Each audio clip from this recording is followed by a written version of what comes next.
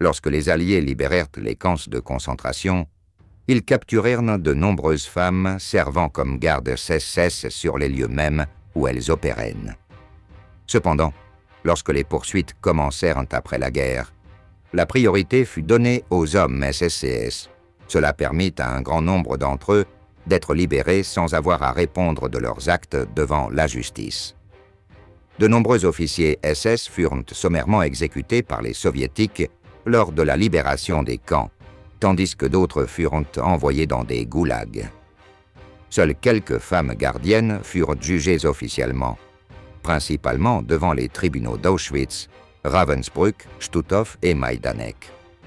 Le sort brutal de certaines de ces gardiennes sous contrôle soviétique fut illustré par le cas du camp de concentration de Stutthof. Premier camp construit hors du territoire allemand, il était situé près de Stutthof, aujourd'hui Stutowo, en Pologne occupée.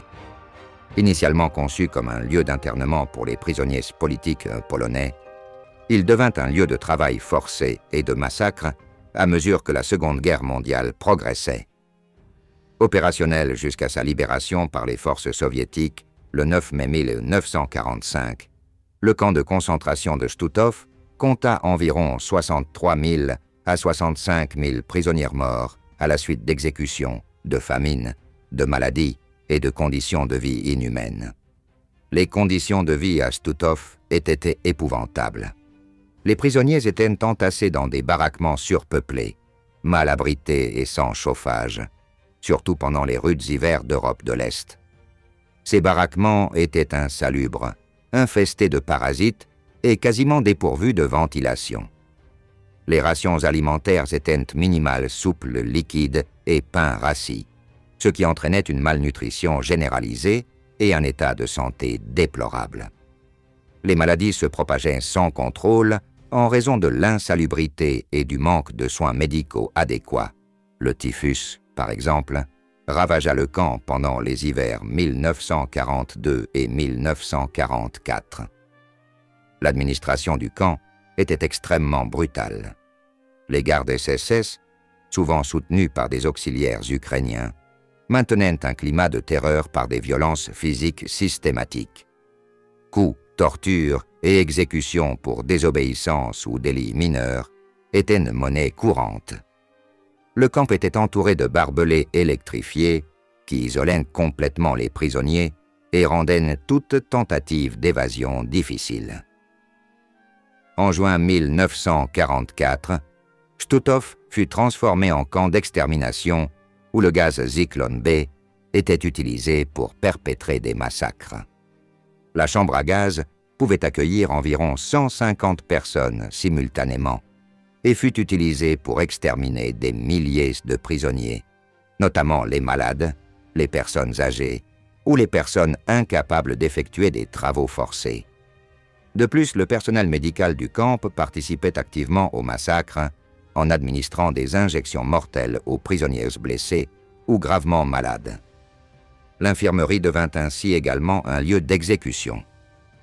Le travail forcé était pratiqué dans diverses industries voisines, de l'agriculture à la briqueterie, en passant par l'assemblage d'avions militaires pour la Luftwaffe. L'un des épisodes les plus terrifiants se produisit peu après l'ouverture du camp, lorsque plusieurs prisonniers politiques polonais furent contraints de participer à l'exécution de malades mentaux.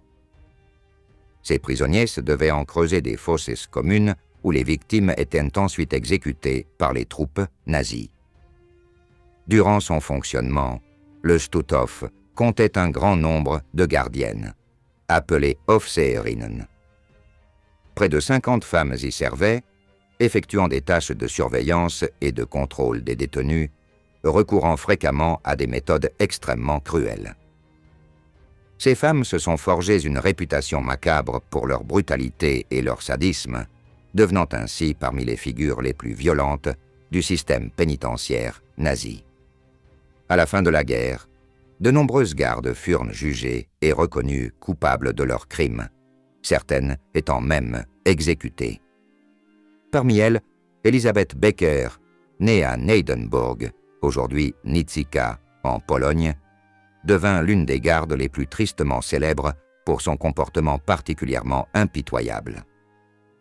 Becker, âgé de seulement 22 ans, était connu pour avoir participé à la sélection des prisonniers envoyés aux chambres à gaz. Capturé puis exécuté, son cas s'inscrit dans la lignée des nombreux actes atroces commis contre les gardiennes des camps de concentration. Jenny Wanda Bachmann, autre figure emblématique, n'avait que 24 ans au moment de son exécution. Bachmann était connu pour son extrême brutalité, frappant les prisonniers à mort, à main nue ou à coups de matraque. Ces actes n'étaient pas isolés de nombreuses gardiennes de Stutthof, participaient activement à la violence quotidienne qui caractérisait la vie du camp.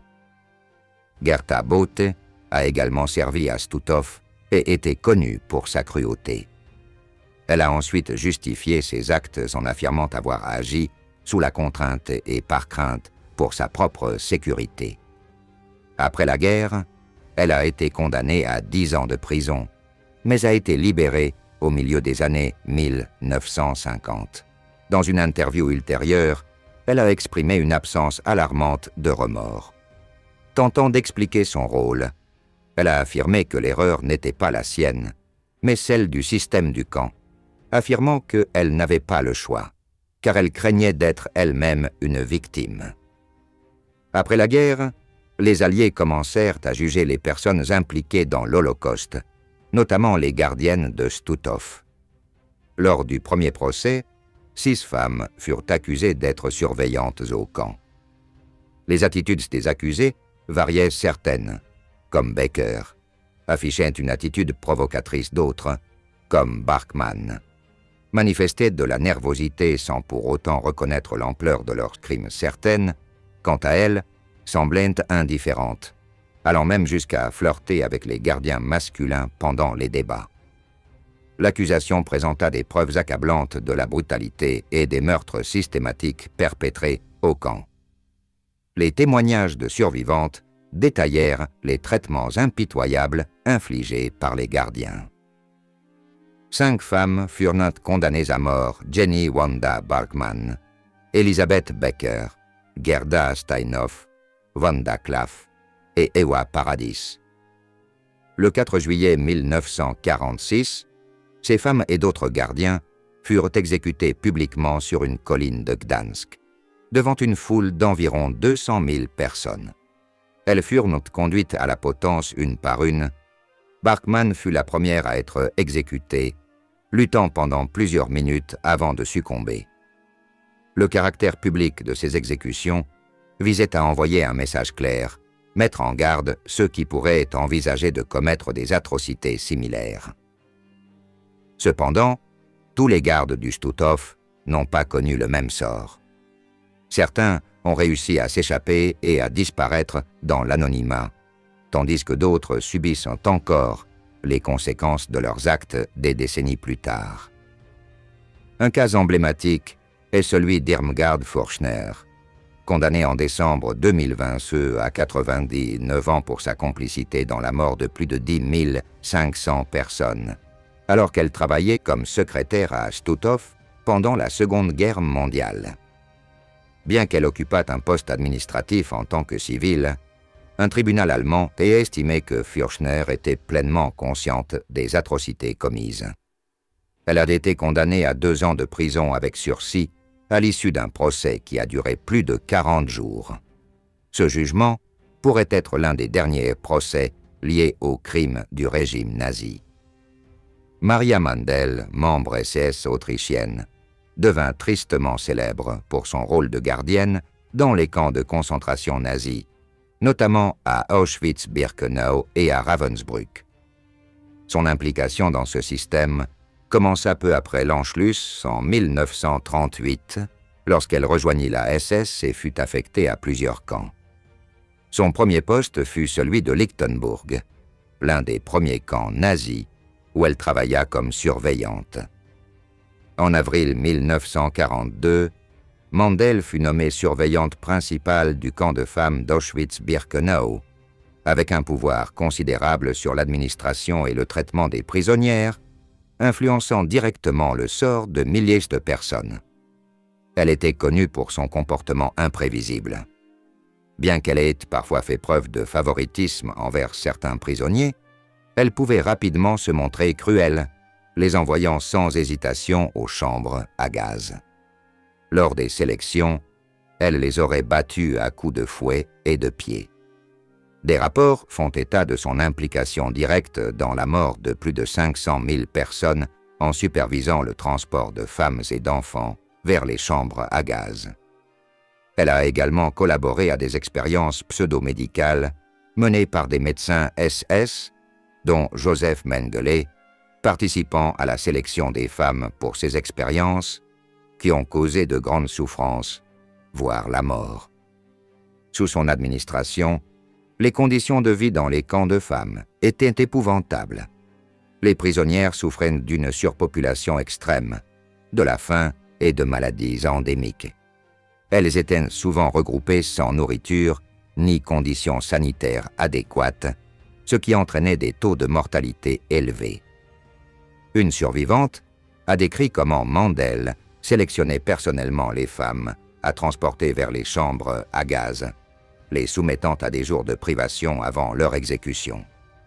De plus, Mandel était impliqué dans le bordel du camp, affectant les prisonnières à ses services. Malgré la brutalité du camp, Mandel s'intéressait particulièrement à la musique et créa un orchestre de femmes à Auschwitz.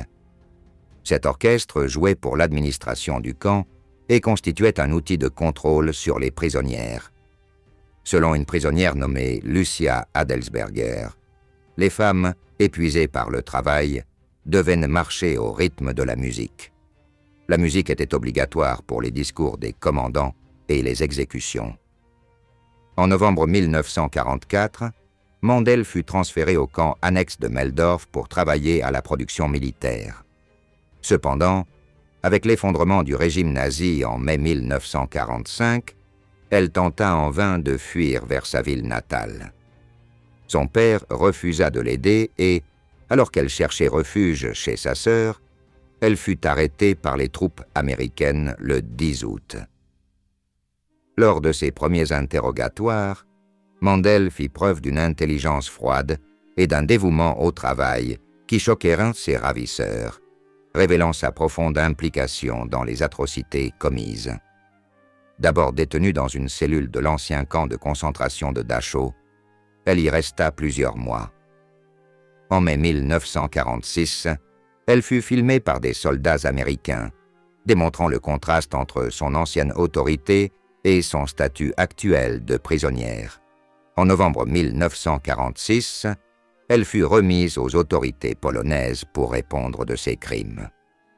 Mandel fut jugée par le Tribunal national suprême de Pologne lors du procès d'Auschwitz, qui s'ouvrit en novembre 1947, et de nombreuses preuves furent présentées concernant ses brutalités envers les prisonniers et son implication dans la sélection des détenus pour les chambres à gaz.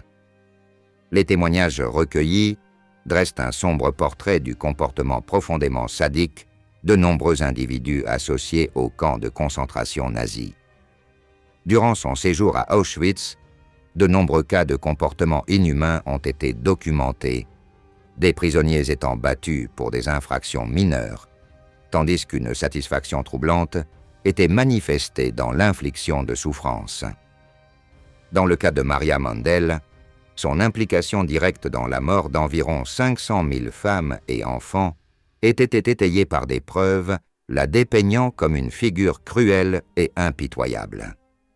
Lors de son procès, des déclarations telles que celle de la détenue Elena Tir-Shoba ont fourni des détails choquants.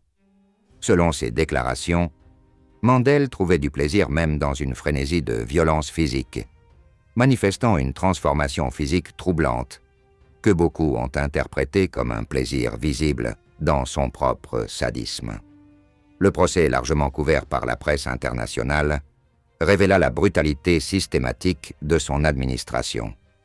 Les survivants racontèrent les terribles conditions auxquelles ils furent soumis, tandis que l'accusation présentait un dossier solide, soulignant ses crimes contre l'humanité et le rôle clé qu'elle avait joué dans l'extermination de milliers de personnes. Finalement, le 22 décembre 1947, elle fut reconnue coupable de crimes de guerre et de crimes contre l'humanité. La sentence finale prévoyait son exécution par pendaison, qui eut lieu le 24 janvier 1948. Les rapports indiquent qu'elle affronta ces dernières heures avec défi, ne manifestant aucun remords face aux immenses souffrances qu'elle avait causées. D'autre part, une autre figure tristement célèbre pour sa cruauté était Irma Gries, surnommée la hyène d'Auschwitz ou la chienne de Belsen. Née à Brecken, en Allemagne, son enfance fut marquée par des tragédies, dont le suicide de sa mère alors qu'elle n'avait que 9 ans.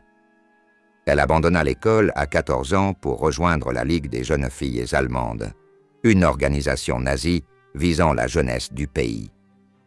En 1942, à seulement 19 ans, Grézé se porta volontaire pour travailler comme gardienne au camp de concentration de Ravensbrück.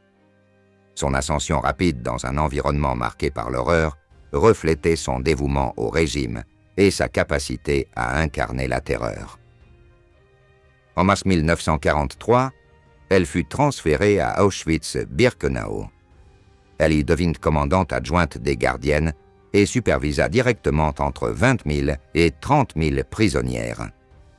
Grézé participa activement au processus de sélection du camp, décidant de la vie et de la mort des nouvelles arrivantes. Sa réputation de sadisme et de brutalité se répandit rapidement, et des témoins la qualifièrent de cruelle et de perverse.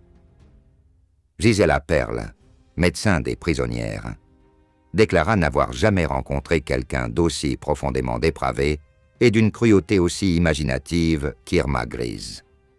Irma Gries, d'apparence angélique au premier abord, était connue pour sa cruauté et son sadisme, prenant un plaisir particulier à torturer et maltraiter les prisonnières des camps de concentration.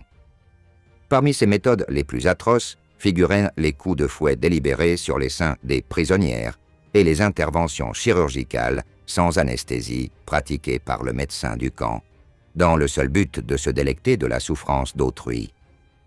En mars 1945, elle fut transférée au camp de concentration de Bergen-Belsen, où elle travailla comme gardienne jusqu'à sa libération par les troupiens britanniques. Sous sa supervision, les conditions de vie déjà épouvantables du camp se dégradèrent, avec des maladies endémiques, une faim extrême et des décès constants. Grace ne lésinait pas sur les moyens pour semer la terreur, elle laissait ses chiens attaquer les prisonnières, infligeait des châtiments corporels et tirait sans discernement, manifestant une joie particulière à la vue des souffrances des femmes. Malgré son jeune âge, les actions de Grace ont entraîné la mort d'un nombre incalculable de prisonniers dans les différents camps où il a servi. Sa chute a commencé avec l'effondrement du régime nazi et a culminé avec sa capture, son procès et son exécution pour crimes de guerre. La libération des camps par les forces alliées en 1945 a marqué la fin de son impunité. Le 15 avril de la même année, les troupes britanniques et canadiennes ont libéré Bergen-Belsen. Parmi les soldats capturés lors de cette opération figurait Gries, dont l'arrestation s'inscrivait dans une démarche plus vaste visant à traduire en justice les personnes impliquées dans les atrocités nazies. Après son arrestation, elle a été jugée en septembre lors du procès de Belsen, aux côtés de 44 autres accusés de crimes de guerre. L'accusation a présenté des preuves convaincantes de son rôle actif dans ces atrocités, notamment son implication directe dans les processus de sélection des prisonniers envoyés au travail et de ceux qui mouraient dans les chambres à gaz. Des témoins ont décrit comment elle agressait physiquement les prisonniers, laissait ses chiens les attaquer et manifestait une satisfaction troublante à infliger des souffrances. Les avocats de Gries ont tenté d'utiliser sa jeunesse comme circonstance atténuante et ont insisté sur le fait qu'il n'avait fait qu'obéir aux ordres. Cependant, lors du procès, son attitude provocatrice et impitoyable a complètement contrecarré cette stratégie. Il aurait même chanté des hymnes nazis depuis sa cellule, témoignant de sa loyauté envers l'idéologie qu'il professait. Ce déni absolu de responsabilité contrastait non seulement avec les preuves accablantes retenues contre lui, mais reflétait également un mépris total pour l'humanité des victimes qu'il avait sous sa garde. Les actes impitoyables dont il a fait preuve dans les camps n'ont fait que confirmer l'ampleur de sa cruauté et de son engagement envers le régime nazi. Le 17 novembre 1945, le tribunal déclara Irma Grese coupable de crimes de guerre et de crimes contre l'humanité. Elle fut alors condamnée à mort par pendaison. À l'époque, Grese n'avait que 22 ans, ce qui en faisait l'une des plus jeunes criminelles de guerre exécutées à l'issue d'un procès. Son cas mit en lumière la complexité de la responsabilité morale dans des contextes où nombre d'entre elles prétendaient obéir aux ordres, ouvrant le débat sur le degré de culpabilité individuelle dans des atrocités collectives. Irma Grese fut exécutée le 13 décembre 1945, à l'âge de 22 ans, à la prison de Hamelin, en Allemagne. Selon des témoignages face au bourreau anglais, Albert Pierrepoint, elle refusa violemment d'être revêtue de la cagoule noire requise pour l'exécution, forçant le bourreau à la gifler à plusieurs reprises jusqu'à ce qu'elle soit maîtrisée. Le nœud coulant fut hâtivement passé autour de son cou et mal fixé, ce qui laissa penser à certains que sa mort était davantage due à une strangulation qu'à une pendaison classique. Ses derniers mots auraient été rapides. Après son exécution, son corps a été mutilé puis incinéré, et ses cendres ont été jetées dans une rivière de drainage. Jeanne Bormann, quant à elle, est restée dans les mémoires comme une figure d'une cruauté extrême dans les camps de concentration d'Auschwitz et de Bergen-Belsen pendant la Seconde Guerre mondiale. Son surnom, la bête aux chiens, devint synonyme de terreur. En 1938, Bormann rejoignit la SS, non par idéologie, mais par désir d'améliorer ses revenus. Sa première affectation eut lieu à Lichtenburg, sous la supervision de Jane Berniga, avec d'autres femmes Sedes. En 1939, elle fut envoyée au camp de femmes de Ravensbrück, récemment ouvert. Des années plus tard, en mars, elle fut sélectionnée comme gardienne à Auschwitz, en Pologne occupée. Malgré sa petite taille, Bormann acquit une réputation d'extrême brutalité, ce qui lui valut des surnoms tels que la Belette et la femme aux chiens en raison de son habitude de lâcher ses animaux féroces pour attaquer les prisonnières. Sous le commandement de figures célèbres comme Maria Mandel et Irma Grese à Auschwitz-Birkenau, elle avait jamais regardé ses chiens dépecer les détenus. Elle semblait compenser sa petite taille par une peur et une souffrance constantes. Bormann fut ensuite transféré au camp annexe de Boudy, où son régime cruel perdura. En 1944, face à la multiplication des défaites de l'armée allemande, elle fut affectée au camp auxiliaire de Hindenburg, dans l'actuelle Pologne. En janvier 1945, elle retourna à Ravensbrück et arriva finalement à Bergen-Belsen en mars de la même année. Elle y travailla sous les ordres de Joseph Kramer et d'Irma Grese.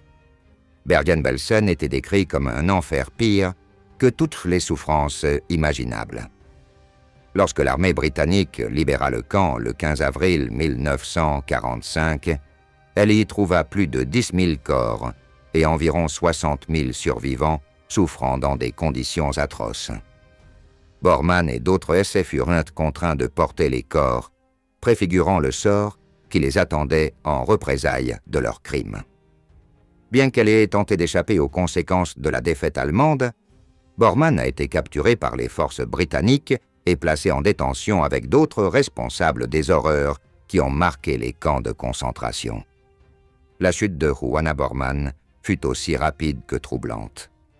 De figure redoutée dans les camps de concentration, elle devint prisonnière, confrontée à de graves accusations de crimes de guerre lors des procès qui auront lieu après la fin de la Seconde Guerre mondiale. Son nom devint un symbole sinistre du sadisme nazi. De nombreux survivants, la voix brisée et l'air horrifié, racontant les crimes atroces qu'elle avait commis. Elle fut identifiée comme une participante active, voire enthousiaste, au processus de sélection des prisonniers pour les expériences sadiques dirigé par le tristement célèbre Dr Joseph Mengele. Elle collabora également avec ferveur avec le Dr Fritz Klein, un autre bourreau qui décida du sort de milliers d'âmes captives. L'une des accusations les plus troublantes portées contre elle était sa macabre habitude de lâcher ses chiens sur les prisonniers. Des récits poignants décrivent comment ces créatures s'attaquaient brutalement les détenus, reflétant la panique et la terreur qui émanaient de Bormann. Mais sa cruauté ne s'arrêtait pas là les coups qu'elle infligeait aux détenus pour des raisons aussi arbitraires qu'inventives, imprégnant également les témoignages contre elle.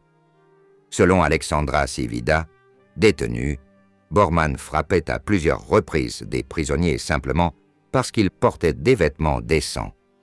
Elle leur ordonnait également de se déshabiller et les soumettait à des exercices physiques exténuants qui aboutissaient à des châtiments encore plus cruels lorsqu'ils n'en pouvaient plus. Des victimes ont témoigné avoir été frappées à la tête, au dos ou sur toute autre partie du corps, avec une matraque en caoutchouc ou un bâton en bois, alors qu'elles gisaient impuissantes sur le sol. Parfois, elle leur donnait même des coups de pied impitoyables. Lors du procès, son attitude provocatrice ne passa pas inaperçue. Il apparut indifférent, presque arrogant, comme s'il rivalisait pour prouver qui était le plus cruel. Il admit avoir battu des prisonniers, justifiant cette pratique par le maintien de l'ordre, mais nia vigoureusement les accusations liées au processus de sélection et à l'utilisation de ses chiens comme arme contre les prisonniers. Cependant, ses intentions ne convainquirent jamais le tribunal, même lorsqu'il invoqua la défense bien connue du simplement obéir aux ordres. Les preuves contre lui étaient accablantes, comme un coup direct porté à la conscience collective. Le 12 décembre 1945, Jeanne Bormann fut reconnue coupable de crimes de guerre et de crimes contre l'humanité. La sentence était claire, la mort par pendaison. Le bourreau britannique Albert Pierrepoint, qui procéda à l'exécution, la décrivit comme une femme âgée et émaciée, mesurant à peine 1,50 m et tremblant visiblement dans ses derniers instants. Elle murmura en allemand « J'ai des sentiments ». Le lendemain de sa condamnation, le 13 décembre de la même année, Bormann fut exécuté à Hamelin, en Allemagne, selon une méthode couramment utilisée pour les criminels de guerre à l'époque. Son exécution souligna l'impératif pour les forces alliées de faire face aux crimes atroces du régime nazi. Dans ce contexte sombre, un autre couple emblématique du système concentrationnaire nazi émergea, Karl Otto Koch et Ilse Koch. Ces couples devinrent tristement célèbres pour leur rôle important au sein de l'administration et leur traitement impitoyable des prisonniers. Carlo Koch a servi comme commandant dans plusieurs camps de concentration, dont ceux de Sachsenhausen et de Buchenwald. Il a rejoint la SS en 1931 et a rapidement progressé grâce à son efficacité impitoyable. À Sachsenhausen, il s'est forgé une réputation de sadique, réputation qu'il a conservée à Buchenwald, où il a été commandant de 1937 à 1941. Sous son commandement, Buchenwald était caractérisé par des conditions de vie atroces, faim, maladies endémiques et châtiments extrêmes. Les prisonniers étaient contraints à des travaux forcés dangereux, étaient nés battus et exécutés pour des délits mineurs. De plus, des expériences médicales étaient nettes menées.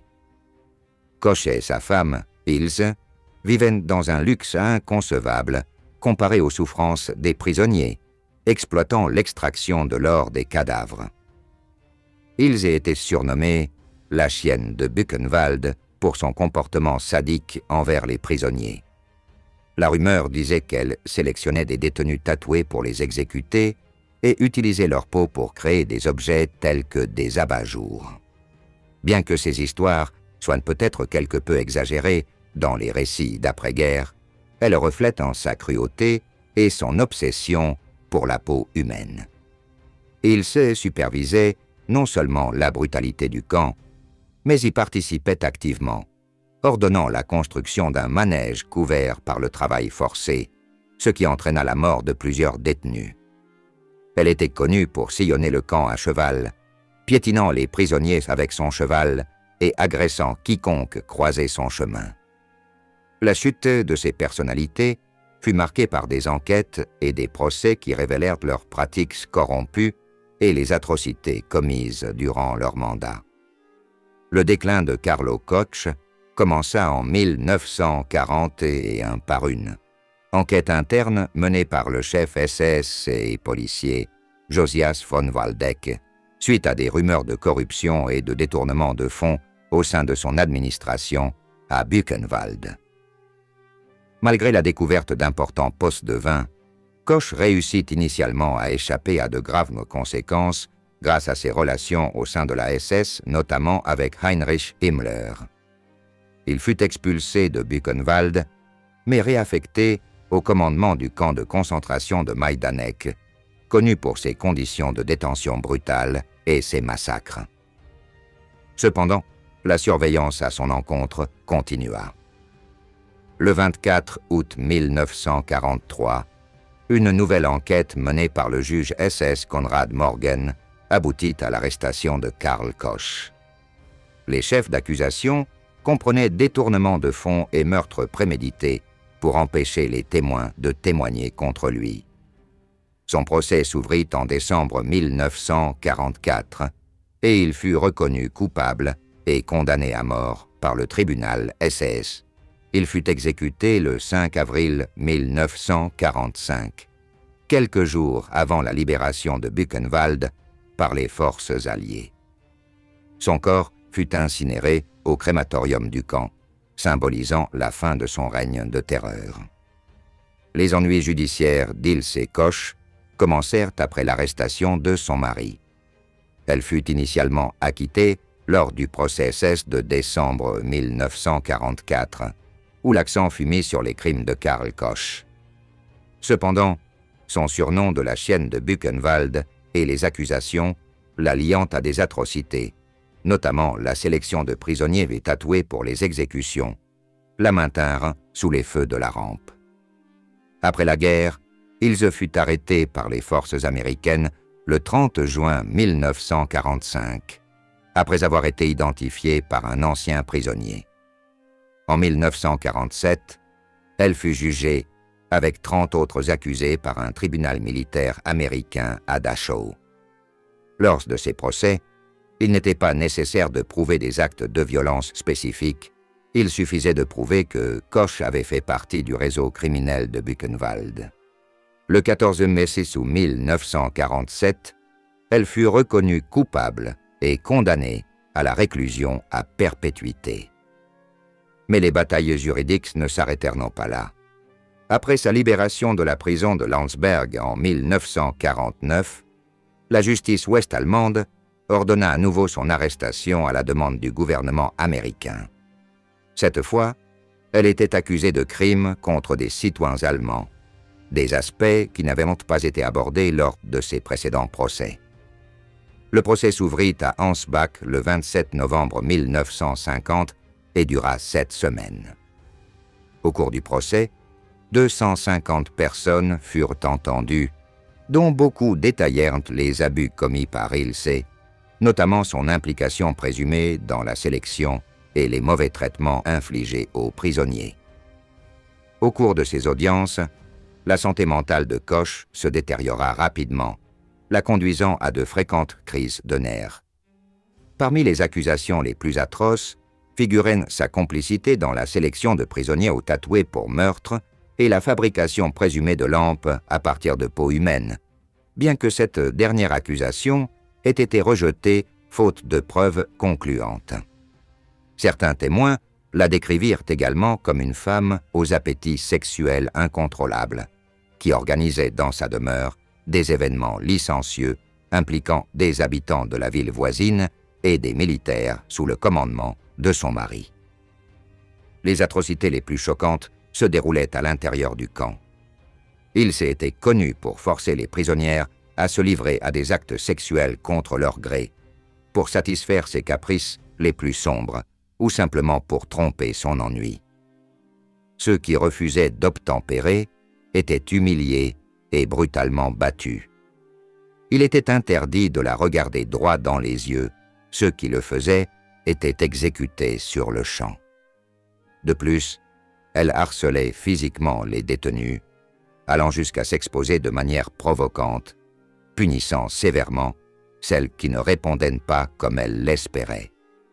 Parmi ses instruments de torture préférés figurait une matraque munie de lames.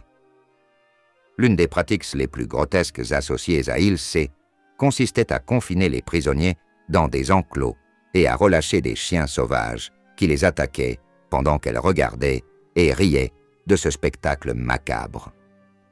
Le 15 janvier 1951, le tribunal rendit un verdict confirmant que les procès précédents n'empêcheraient pas un nouveau procès en vertu du principe ne bis in idem, les accusations étant différentes. Ilse Koch fut reconnu coupable de multiples crimes, dont coups et blessures aggravées et incitation au meurtre, ce qui lui valut une peine de prison à perpétuité. Elle purgea sa peine dans différentes prisons allemandes, dont celle d'Aichach, où elle resta jusqu'à sa mort, le 1er septembre 1967. Après près de 24 ans de prison, Koch se suicida en se pendre avec un drap. Dans sa dernière lettre, elle exprima clairement son état émotionnel. « Je n'ai pas d'autre issue.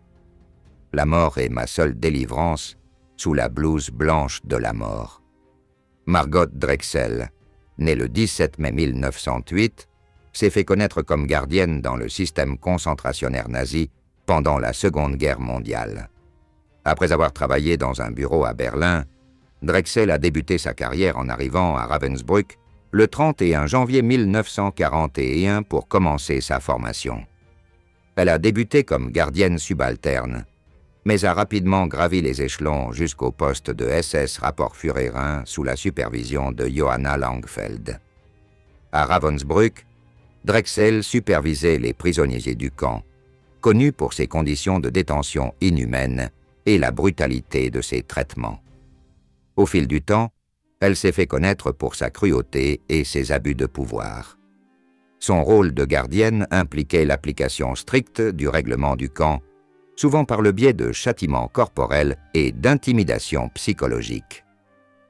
Le 27 avril 1942, Drexel fut transféré au camp d'Auschwitz-Birkenau, en Pologne occupée, l'un des plus tristement célèbres pour son rôle dans l'extermination des têtes de masse. Elle prit ses fonctions à Birkenau en août de la même année, après la création du secteur des femmes sous la direction de Maria Mandel. Drexel assuma des responsabilités administratives au sein du camp, gérant tous les bureaux et jouant un rôle clé dans la gestion des opérations. Elle devint une figure redoutée en raison de la brutalité avec laquelle elle traitait les prisonniers.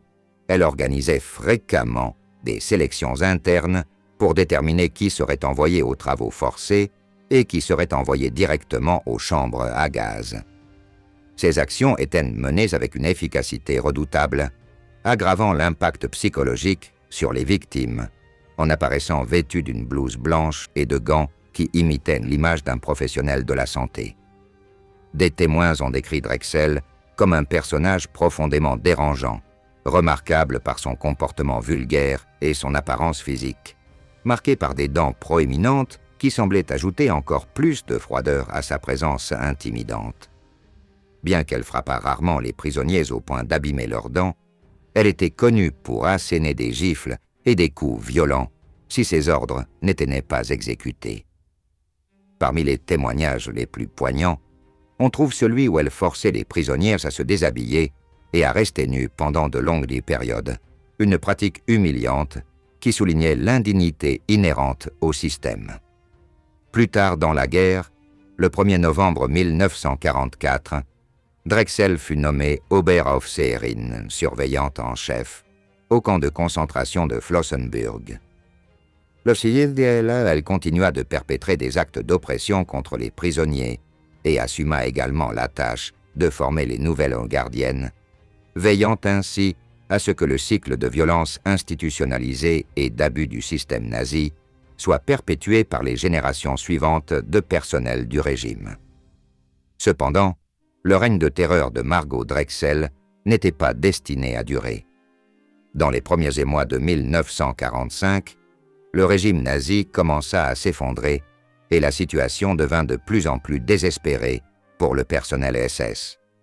En avril de la même année, alors que les forces alliées avançaient vers Ravensbrück, Drexel décida de fuir le camp. La panique qui se répandait parmi les membres du régime nazi était évidente, l'urgence de fuir s'accrut à mesure que les soviétiques approchaient du territoire allemand. Comme tant d'autres, Drexel nourrissait l'illusion d'échapper à la capture et à la justice pour ses crimes commis pendant la Shoah. Cependant, la réalité fut bien plus cruelle et plus brutale que Margot ne l'avait imaginé. En mai 1945, quelques semaines seulement après son évasion, elle fut reconnue par d'anciens prisonniers alors qu'elle empruntait une route reliant Pirna à Bautzen, dans une zone déjà contrôlée par les soviétiques. Les survivants, qui n'avaient pas oublié le visage de ceux qui les avaient tourmentés, agissaient avec détermination. Ils capturèrent Drexel et la livrèrent pour qu'elle soit jugée. Ce processus s'inscrivait dans le cadre d'une action internationale plus vaste visant à traduire en justice les criminels de guerre nazis pour les atrocités de l'Holocauste.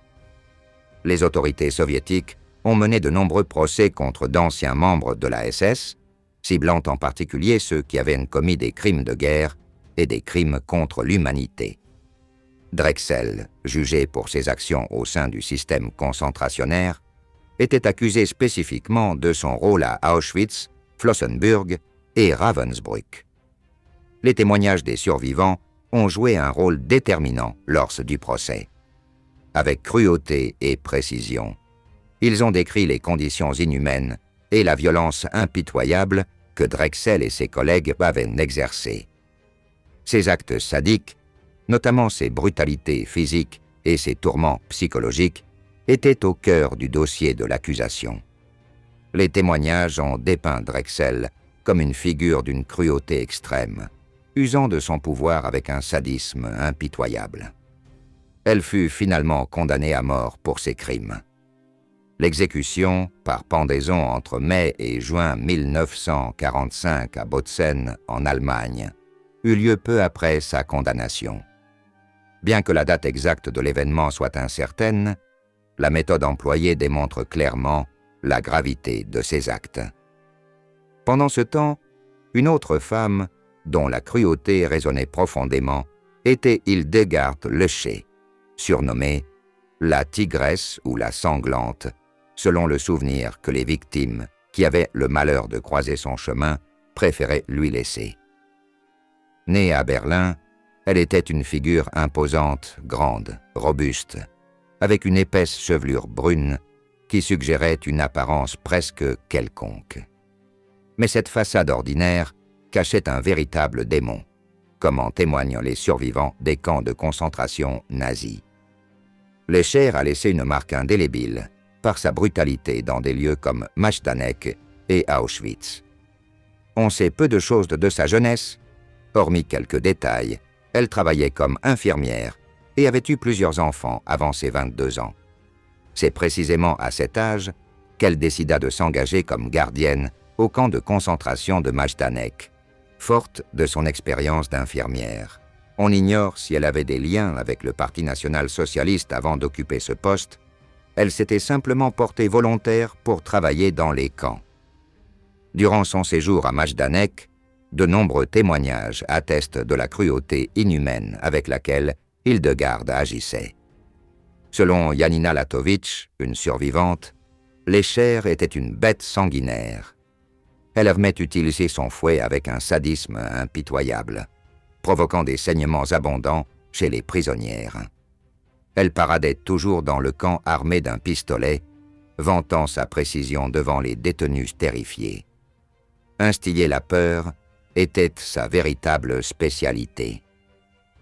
Lorsqu'il détectait un prisonnier essayant de prendre de la nourriture sans permission, il utilisait une barre de métal pour battre les victimes avec une fureur indescriptible jusqu'à ce qu'elles perdent connaissance. Sa profonde aversion pour les enfants du camp de Majdanek a conduit cette femme à commettre des actes atroces, gazant plus de 100 enfants à au moins 2 reprises. Elle y était parvenue en les piégeant, en leur offrant des bonbons et en gagnant leur confiance pour les faire monter dans des camions. En 1940, après la naissance de son 3e enfant, elle a commencé à travailler au camp de concentration d'Auschwitz, où elle est restée jusqu'en décembre 1944, date à laquelle elle a fui en prévision de l'arrivée imminente de l'armée rouge. Elle a ensuite déménagé dans le nord de l'Italie, au camp de détention de Bolzano, puis au camp de concentration de Mauthausen, en Autriche. En juillet 1945, elle retourna à Berlin et travailla dans un hôpital américain jusqu'en octobre de la même année. Elle retourna ensuite en Autriche et reprit son travail d'infirmière. Cependant, le 30 mars 1946, la police autrichienne l'arrêta en raison de son casier judiciaire. Elle fut transférée aux Britanniques et, en décembre de la même année, extradée vers la Pologne. Le 24 novembre 1947, elle comparut à Cracovie aux côtés de 23 autres anciens membres de la SS pour les crimes commis à Auschwitz.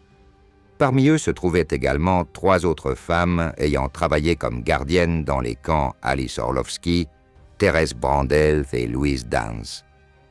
Pour ces crimes à Auschwitz et Majdanek, elle fut condamnée à 15 ans de prison et envoyée dans une prison de Cracovie. Cependant, elle n'en purgea que 9 ans avant d'être libérée en 1956.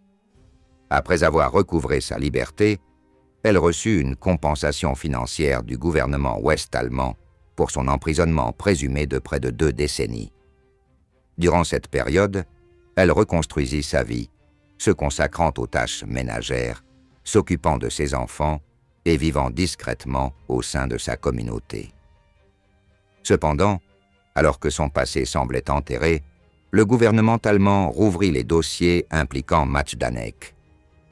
En août 1973, elle fut de nouveau arrêtée à la suite de nouvelles enquêtes. Initialement relâchée, elle fut de nouveau arrêtée en juin 1979, suspecte clé, et fit face à un procès qui devint l'un des plus longs de l'histoire judiciaire nazie. Lors de ce procès, elle se présenta même comme candidate au Parlement européen pour le parti d'extrême droite d'Erwin Schönborn, terminant 4e sur la liste. Le procès, qui a débuté le 26 novembre 1975, s'est terminé le 30 juin 1981 devant un tribunal de Düsseldorf. La plupart des survivants préféraient éviter tout contact avec leurs anciens tortionnaires afin de ne pas revivre l'horreur du récit des atrocités subies. Dans ce contexte, Hildegard Leert était l'une des figures les plus redoutées des camps de concentration. Plusieurs témoins la décrivaient comme la personne la plus impitoyable et la tenaient pour complice de plus de 100 meurtres. L'un des cas les plus choquants qui lui étaient attribués était celui d'avoir lâché son chien pour attaquer brutalement une prisonnière juive, dont le seul crime était d'être tombée enceinte après avoir été violée par un officier SS obsédé par les Hirt. L'animal déchirait la victime sans pitié. À cette cruauté s'ajoutaient d'autres accusations, comme l'usage régulier d'un fouet recouvert de billes et d'acier, qui aurait entraîné la mort de plusieurs prisonniers. On lui reprochait également d'avoir abattu de sang-froid une détenue grecque après que son chien l'eût attrapée, et d'avoir noyé 2 femmes dans la fosse septique pour les punir de ne pas avoir nettoyé correctement les toilettes du camp. Il aurait également participé activement aux sélections pour les chambres à gaz. Pour sa défense, Leert a nié toute implication, affirmant n'avoir jamais causé de préjudice grave ni participé aux sélections qui menaient les gens à la mort. Cependant, elle a dû faire face à des témoignages détaillés sur son sadisme. Alors elle a été initialement condamnée à 8 peines de prison à perpétuité, mais le tribunal a finalement réduit sa peine à 12 ans de prison. Après avoir purgé sa peine, elle a été libérée et a passé ses derniers jours à Berlin, où elle est décédée en 1995. Des décennies plus tard, en 2016, l'hebdomadaire allemand Der Spiegel révélait que la CIA américaine et le service fédéral de renseignement allemand avaient recruté Leert comme espionne pendant la guerre froide pour combattre l'Union soviétique et d'autres pays du bloc socialiste. Son cas n'était pas unique. D'autres femmes ayant servi comme gardiennes dans les camps nazis ont trouvé le moyen d'échapper à d'importantes poursuites judiciaires après la Seconde Guerre mondiale. Alice Orlovsky, une autre ancienne gardienne ayant travaillé à Ravensbrück et Plassau, est décédée en 1976 après seulement 10 ans de prison. Erna Wallisch, surnommée la sorcière d'Hitler, a joué un rôle important à Ravensbrück et Majdanek. Après le conflit, elle s'est discrètement installée en Autriche, où elle a vécu jusqu'à l'âge de 86 ans, où elle est décédée en 2008. Elle a refusé d'interagir avec les historiens et de commenter son passé. La fin de sa vie a été marquée par l'absence de sanctions juridiques significatives pour ses crimes liés à l'Holocauste. Un autre cas emblématique fut celui de Thérèse Brandl. Née en février 1909 dans la paisible ville bavaroise d'Eger, elle semblait promise à une vie normale de serveuse. Cependant, l'arrivée au pouvoir d'Hitler changea son destin. Un an après la prise de pouvoir par les nazis, Brandl rejoignit le Front allemand du travail, un mouvement clandestin qui soutenait le régime sous couvert de défense des droits des travailleurs. Avec le déclenchement de la guerre en septembre 1939, Brandl fut transférée au camp de concentration de Ravensbrück l'année suivante. Elle y reçut une formation directe de Maria Mandel, une directrice connue pour son extrême cruauté. Ce centre servit de École où Brandl et d'autres femmes apprirent les pratiques inhumaines utilisées pour soumettre et torturer les prisonniers. La formation reçue par Thérèse Brandl fit d'elle un instrument d'oppression efficace. Élève modèle de la cruelle école de la cruauté, elle se distingua par son sadisme et son efficacité. La vie des prisonnières à Ravensbrück était un véritable cauchemar, Brandl dirigeant les atrocités avec une précision méthodique. Elle était connue pour son traitement brutal, elle distribuait des vêtements d'hiver en été et vice-versa, et les coups faisaient partie de son quotidien. Son sadisme était sans limite. En mars 1942, Brandl fut transférée à Auschwitz, le camp d'extermination par excellence. Bien qu'elle ait d'abord travaillé à la blanchisserie, elle excella rapidement dans l'une des tâches les plus impitoyables, la sélection des prisonniers pour les chambres à gaz. Ce travail macabre devint sa spécialité. Auschwitz, symbole de l'horreur la plus extrême de la Shoah, était le cadre idéal pour que Brandl, avec sa froideur et sa cruauté, s'impose comme une figure centrale de la terreur. Elle participait activement aux sélections hebdomadaires, décidant qui vivait et qui mourait, tout en savourant les violents supplices des prisonniers. Torture et coups étaient leur méthode pour imposer l'ordre. Andreas Larin-Chakos, un garçon de 9 ans originaire de Trieste, en Italie, se souvenait comment Brandl et sa collègue Maria Mandel forçaient les prisonnières à rester debout pendant des heures dans le froid hivernal, du petit matin jusqu'à midi, les punissant simplement parce qu'ils avaient non commis une erreur en comptant un enfant. L'efficacité de Brandl était reconnue à l'été 1943. Il reçut la médaille du Reich pour bonne conduite.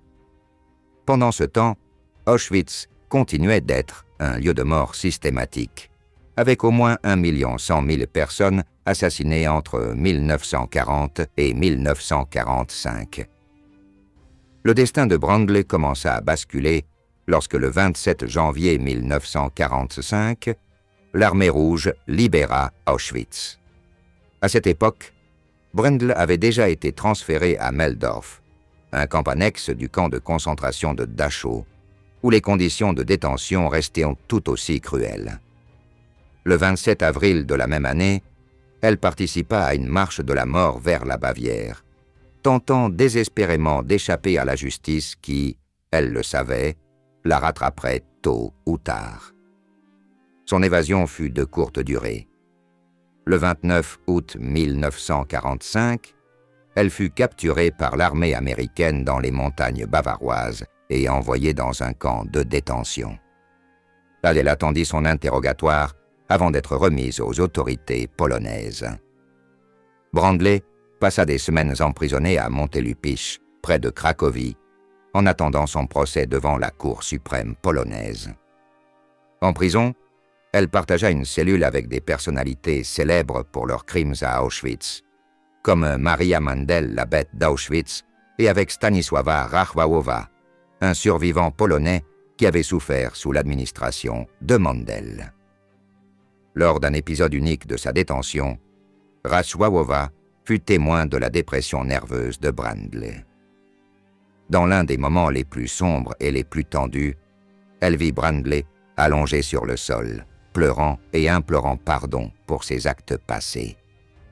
Dans un geste surprenant de compassion malgré le poids de l'horreur qu'elle avait subie, Rachwałowa accepta le pardon, même si elle savait que rien ne changerait le sort de l'oppresseur.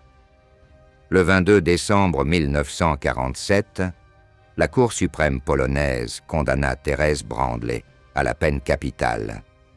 L'exécution eut lieu le 24 janvier 1948, quelques jours avant son 46e anniversaire.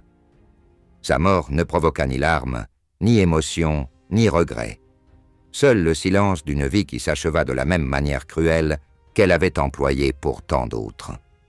Ravensbrück, lieu marqué par l'humiliation et la souffrance des femmes, dévoila sa brutalité dès mai 1939, lorsqu'il ouvrit ses portes infernales à 500 prisonnières, principalement des opposantes politiques et des témoins de Jéhovah. Ce n'était que le début d'une spirale d'horreur incessante.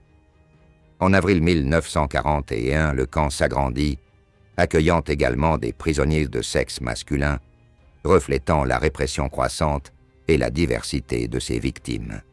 Situé à 90 km au nord de Berlin, Ravensbrück hébergea environ 132 000 femmes et enfants, 20 000 hommes et 1 000 adolescentes pendant sa sombre période opérationnelle, entre 1939 et 1897, 1945, ce qui en fit le plus grand camp de concentration pour femmes du Troisième Reich. Les conditions de détention à Ravensbrück étaient indescriptiblement atroces. Les prisonniers luttaient quotidiennement pour survivre, subissant des journées de travail exténuantes pouvant aller jusqu'à 16 heures. Mais le camp n'était pas seulement un lieu de travail forcé, c'était aussi un laboratoire de souffrance humaine. Les détenus accomplissaient des tâches exténuantes dans des conditions cruelles et inhumaines, entraînant des taux de mortalité alarmants. L'hygiène était inexistante et la violence des gardes SS, qui considéraient les prisonniers comme de simples numéros sans identité, était une réalité quotidienne. La surpopulation extrême des baraquements, les conditions sanitaires déplorables et les épidémies, notamment en janvier 1945, faisaient partie du quotidien. Dès leur arrivée au camp, les femmes subissaient des humiliations sexistes. Elles étaient fréquemment soumises à des examens gynécologiques forcés avant de subir une longue série de sévices. Ravensbrück abritait même un bordel où certaines prisonnières étaient systématiquement contraintes à la prostitution. Plus tard, les chambres à gaz scellèrent cruellement le sort de nombreuses détenues, environ 50 000 moururent des conditions insupportables du camp, et au moins 2200 furent exterminés directement dans ces dispositifs macabres. À partir de 1942, les tristement célèbres expériences médicales commencèrent. Un groupe de prisonnières, surnommées les lapins, fut soumis à des procédures inhumaines, telles que des amputations ou des infections volontaires de plaies, pour tester des traitements expérimentaux, causant d'indicibles souffrances et de nombreux décès. En janvier 1945, la vie à Ravensbrück devint encore plus infernale. La surpopulation extrême, combinée à la famine et aux épidémies, transforma le camp en un véritable gouffre pour l'humanité. Entre 30 000 et 50 000 prisonniers périrent des conséquences directes de ces conditions inhumaines. Le 30 avril de la même année, l'armée rouge libéra le camp, révélant un spectacle dévastateur. Près de 2000 malades avaient été abandonnés à leur sort. Cette libération confirma l'ampleur des atrocités commises durant l'existence du camp. Cependant, la libération ne signifia pas la fin des souffrances pour de nombreux survivants, qui moururent plus tard des suites des conséquences physiques ou psychologiques de la captivité. Parmi les figures les plus sinistres associées à Ravensbrück figurait Dorothea Binz, née le 16 mars 1920. Elle était l'une des gardiennes les plus tristement célèbres du camp.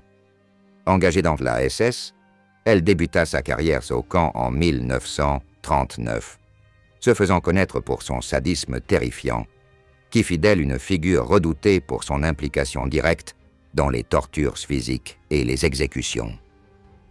Ils se sont concentrés sur des actes d'une cruauté inimaginable, infliger des souffrances à l'aide de fouets, d'objets contondants et même parfois démembrer des prisonniers à coups de hache. Ils ont supervisé les exécutions et les châtiments extrêmes à l'intérieur du bunker du camp de concentration. Parmi ces figures éminentes figurait Erich Bergmann, qui a commencé son service à Ravensbrück en 1943. Son parcours a été marqué par une profonde brutalité, car il a activement participé à la torture et au mauvais traitement. Les femmes sous sa supervision ont été confrontées à la malnutrition, à la maladie et à des conditions de travail extrêmes. Cet héritage témoigne clairement du rôle actif des femmes dans la machine de terreur nazie. Le sort des gardes nazis à Ravensbrück fut très varié. Nombre d'entre eux furent capturés par les forces alliées et jugés pour crimes de guerre et crimes contre l'humanité. En 1946, lors des procès de Hambourg, plusieurs furent condamnés et exécutés. Parmi elles figuraient Dorothea Binz, Greta Bösel, Ruth Hildner et Christel Jankowski. Cependant, tous ne furent pas traduits en justice. Certains réussirent à s'échapper ou à se cacher, tandis que d'autres furent sommairement exécutés par les forces soviétiques à la fin de la guerre. Un cas particulier est celui de Johann Langfeld, qui a travaillé dans les camps de concentration de Ravensbrück et d'Auschwitz pendant la Seconde Guerre mondiale. Après le conflit, elle fut arrêtée par les forces américaines et emprisonnée à Dachau. Cependant, en 1946, elle réussit à s'évader d'une prison de Cracovie grâce à l'aide d'anciennes prisonnières polonaises qui, curieusement, avaient été sous sa garde. Grâce au soutien de ces femmes, elle échappa à la peine de mort et resta cachée pendant une décennie. En 1957, elle s'installa en Allemagne de l'Ouest, où elle travailla comme vendeuse dans un grand magasin jusqu'à sa mort en 1974. Bien que le gouvernement allemand ait engagé des poursuites judiciaires contre elle par la suite, ces crimes ne furent jamais pleinement élucidés.